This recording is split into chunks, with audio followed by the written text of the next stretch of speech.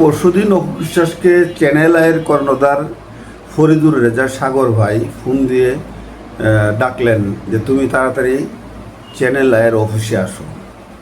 তারপর তাকে পুরস্কার দিলেন একটি সোনার কলসি।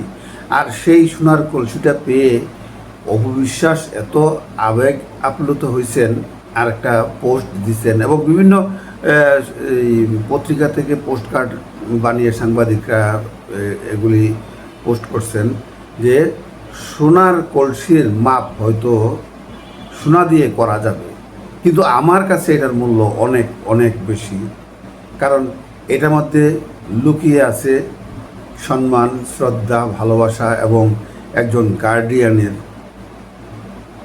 স্বীকৃতি।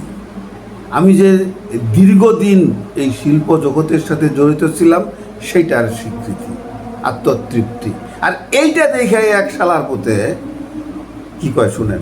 সে এখন বুড়ির খাতায় নাম পড়ছে, বুড়ি বুঝেন, সে এখন বুড়ির খাতায় নাম পড়ছে। বুড়ির খাতায় নাম পড়ে এই বাচ্চা ওদের অনেক কাজ করতেছে, ওই ড্রেস মেসের কাজ টাজ করে কাজ।